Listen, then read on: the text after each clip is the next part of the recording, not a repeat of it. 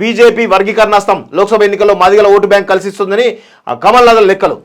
SC వర్గీకరణ సంబంధించి కేంద్ర కమిటీ ఏర్పాటు చేసిన నేపథ్యంలో రానున్న లోక్సభ ఎన్నికల్లో దళితుల ఓటు బ్యాంకు తమకు అండగా ఉండబోతుందని కమల్నాథ్ ఆశిస్తున్నారు. కమిటీ ఏర్పాటు చేసి ప్రధాని మోడీ మాట నిలబెట్టుకున్నారని, ఇది పార్టీపై మాదిగల విశ్వాసాన్ని మరింత పెంచుతుందని భావిస్తున్నారు.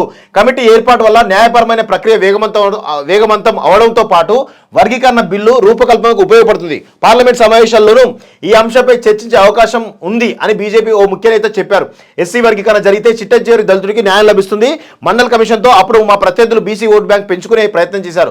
ఇప్పుడు ఎస్సీ వర్గీకరణపై కమిటీ ఏర్పాటుతో మాదిగల ఓటు బ్యాంకు మాకు గణనీయంగా పెరుగుతుంది అని మరో నేత అన్నారు. ఎంఆర్పీఎస్ వ్యవస్థాపకుడు మందకృష్ణ ఆధ్వర్యంలో పరేడ్ గ్రౌండ్స్ లో అసెంబ్లీ ఎన్నికల ముందు నిర్వహించిన భారీ బహిరంగ సభకు ప్రధాని మోడీ హాజరైన విషయం తెలిసిందే.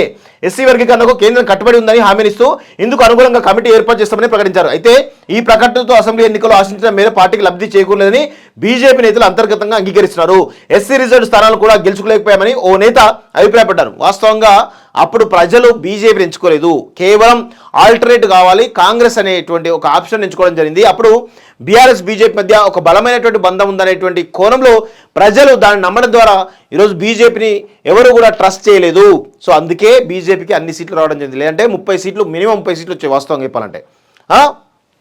సో గత ఎన్నికల్లో 7% నుంచి 14%కి పెరిగినా 8 మంది ఎమ్మెల్యేలు గెలిచినా మాదిగల ఓటు బ్యాంక్ ఆశించినంత మేర కలిసి రాలేదు అని వివరించారు. అయితే ఏళ్లుగా నలుగుతున్న ఎస్సీ వర్గీకరణ అంశంపై కమిటీ వేయడం ద్వారా కేంద్ర నిర్ణయం స్పష్టమైందని, న్యాయపరమైన చిక్కులు కూడా తొలుగుతాయని ఆ పార్టీ నేతలు భావిస్తున్నారు. వచ్చే లోక్సభ ఎన్నికల్లో ఇది తమకు ఖచ్చితంగా ఉపకరిస్తుందని లెక్కలేసుకున్నారు. మోడీ గ్యారంటీకి అనుగుణంగా కమిటీ అంటూ ఒకరిని చూస్తున్నాం. సో మొత్తానికైతే బీజేపీ వర్గీకరణ అస్త్రంని పెద్ద ఎత్తున ఈరోజు తీసుకున్నట్టు మనకైతే తెలుస్తూ ఉంది. ఎస్సీ వర్గీకరణ జరిగితే కనుక ఇటు ఆంధ్రప్రదేశ్, తమిళనాడు, కర్ణాటక, ఇటు తెలంగాణ 4 రాష్ట్రాల్లో కూడా ఈ మాదిగ కులానికి సంబంధించి పెద్ద ఎత్తున ఈరోజు వాళ్ళకు రిజర్వేషన్ ఫలాలు అందేలే అవకాశం ఉంటుంది. వాళ్ళ ఓటు బ్యాంకును కూడా పెద్ద ఎత్తున బీజేపీ డైవర్ట్ అయ్యేటువంటి అవకాశం అయితే కనబడతా ఉంది మిత్రులారా. సో చూద్దాం వర్గీకరణ జరుగుతుందా లేదా అనేది చూడాల్సిన అవసరం అయితే కనబడతా ఉంది.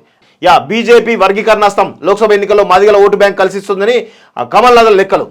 ఎస్సీ వర్గీకరణ సంబంధించి కేంద్ర కమిటీ ఏర్పాటు చేసిన నేపథ్యంలో రానున్న లోక్సభ ఎన్నికల్లో దళితుల ఓటు బ్యాంకు తమకు అండగా ఉండబోతుందని కమల్నాథ్ ఆశిస్తున్నారు. కమిటీ ఏర్పాటు చేసి ప్రధాని మోడీ మాట నిలబెట్టుకున్నారని, ఇది పార్టీపై మాదిగల విశ్వాసాన్ని మరింత పెంచుతుందని భావిస్తున్నారు.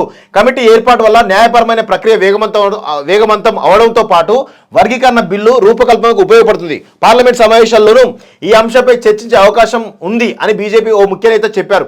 ఎస్సీ వర్గీకరణ జరిగితే చిట్టచేరి దళితుడికి న్యాయం లభిస్తుంది. మండల్ కమిషన్తో అప్పుడు మా ప్రత్యర్థులు బీసీ ఓటు బ్యాంక్ పెంచుకునే ప్రయత్నం చేశారు.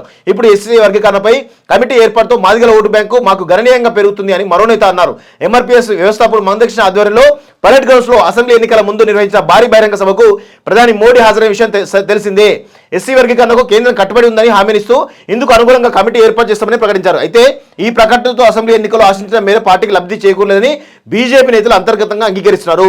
ఎస్సీ రిజర్వ్ స్థానాలు కూడా గెలుచుకోలేకపోయామని ఓ నేత అభిప్రాయపడ్డారు. వాస్తవంగా అప్పుడు ప్రజలు బీజేపీని ఎంచుకోలేదు, కేవలం ఆల్టర్నేట్ కావాలి కాంగ్రెస్ అనేటువంటి ఒక ఆప్షన్ ఎంచుకోవడం జరిగింది. అప్పుడు బీఆర్ఎస్ బీజేపీ మధ్య ఒక బలమైనటువంటి బంధం ఉందనేటువంటి కోణంలో ప్రజలు దాన్ని నమ్మడం ద్వారా ఈరోజు బీజేపీని ఎవరు కూడా ట్రస్ట్ చేయలేదు.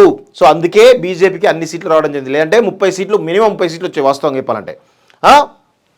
సో గత ఎన్నికల్లో 7% నుంచి 14%కి పెరిగినా 8 మంది ఎమ్మెల్యేలు గెలిచినా మాదిగల ఓటు బ్యాంక్ ఆశించినంత మేర కలిసి రాలేదు అని వివరించారు. అయితే ఏళ్లుగా నలుగుతున్న ఎస్సీ వర్గీకరణ అంశంపై కమిటీ వేయడం ద్వారా కేంద్ర నిర్ణయం స్పష్టమైందని, న్యాయపరమైన చిక్కులు కూడా తొలుగుతాయని ఆ పార్టీ నేతలు భావిస్తున్నారు. వచ్చే లోక్సభ ఎన్నికల్లో ఇది తమకు ఖచ్చితంగా ఉపకరిస్తుందని లెక్కలేసుకున్నారు. మోడీ గ్యారంటీకి అనుగుణంగా కమిటీ అంటూ ఒకరిని చూస్తున్నాం. సో మొత్తానికైతే బీజేపీ వర్గీకరణ అస్త్రంని పెద్ద ఎత్తున ఈరోజు తీసుకున్నట్టు మనకైతే తెలుస్తూ ఉంది. ఎస్సీ వర్గీకరణ జరిగితే కనుక ఇటు ఆంధ్రప్రదేశ్, తమిళనాడు, కర్ణాటక, ఇటు తెలంగాణ 4 రాష్ట్రాల్లో కూడా ఈ మాదిగ కులానికి సంబంధించి పెద్ద ఎత్తున ఈరోజు వాళ్ళకు రిజర్వేషన్ ఫలాలు అందేలే అవకాశం ఉంటుంది. వాళ్ళ ఓటు బ్యాంకును కూడా పెద్ద ఎత్తున బీజేపీ డైవర్ట్ అయ్యేటువంటి అవకాశం అయితే కనబడతా ఉంది మిత్రులారా. సో చూద్దాం వర్గీకరణ జరుగుతుందా లేదా అనేది చూడాల్సిన అవసరం అయితే కనబడతా ఉంది.